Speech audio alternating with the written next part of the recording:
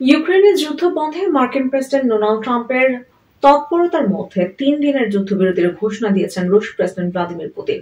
গত সোমবার তার দেয়া এই ঘোষণা নিয়ে সন্তুষ্ট ওয়াশিংটন, তবে তারা জানিয়েছে ইউক্রেনের স্থায়ী যুদ্ধবিরতি চান ট্রাম্প।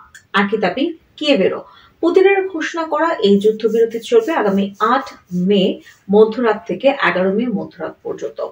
মস্কো জানিয়েছে এই সময়ের মধ্যে মানবিক বিষয়টি বিবেচনায় নিয়ে সব ধরনের সামরিক হামলা বন্ধ রাখা হবে।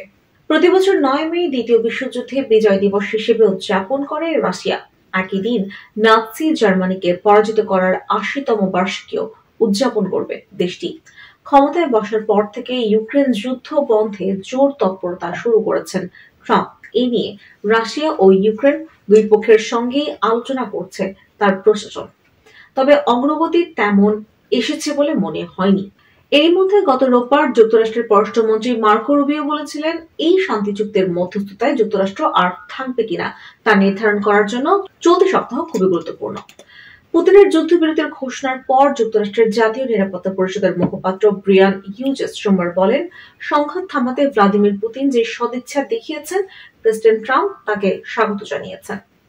তবে প্রেসিডেন্ট এ বিষয়ে পরিষ্কার করে দিয়েছেন যে তিনি একটি স্থানীয় যুদ্ধবিরতি চান এবং এই যুদ্ধের একটি শান্তিপূর্ণ সমাধান চান। সোমবার ইউক্রেনের প্রেসিডেন্ট ভলোদিমির জেলেনস্কি 3 দিনের যুদ্ধবিরতির সমালোচনা করে বলেন, এই যুদ্ধবিরতি ঘোষণা একটি প্রতারণার চেষ্টা। আর ইউক্রেনের পররাষ্ট্রমন্ত্রী আন্দ্রেই সিবিহা বলেছেন, রাশিয়া যদি সত্যিকার অর্থে শান্তি চায় তাহলে তাদের এখনই যুদ্ধবিরতি ঘোষণা করতে হবে। 8 মে পর্যন্ত অপেক্ষা করতে হবে কেন? ইউক্রেন একটি দীর্ঘমেয়াদী যুদ্ধবিরতি করতে প্রস্তুত। এর আগে খ্রিস্টানদের ধর্মীয় অনুষ্ঠান ইস্টার সানডে উপলক্ষে 19 এপ্রিল 30 ঘন্টার জন্য যুদ্ধবিরতি ঘোষণা করেন রুশ প্রেসিডেন্ট। ইউক্রেনের সামরিক বাহিনীর পক্ষ থেকে দাবি করা হয়েছিল, যুদ্ধবিরতি ঘোষণা করেও সেদিন 2900টি হামলা চালিয়েছিল রাশিয়া। ইউক্রেনের বিরুদ্ধেও সেদিন রাশিয়ায় হামলা চালানোর অভিযোগ আনা হয়েছিল। এমন পরিস্থিতিতে আগামী কয়েকদিন শান্তি আলোচনার জন্য খুবই গুরুত্বপূর্ণ হতে যাচ্ছে বলে মনে করেছেন মার্কিন পররাষ্ট্রমন্ত্রী।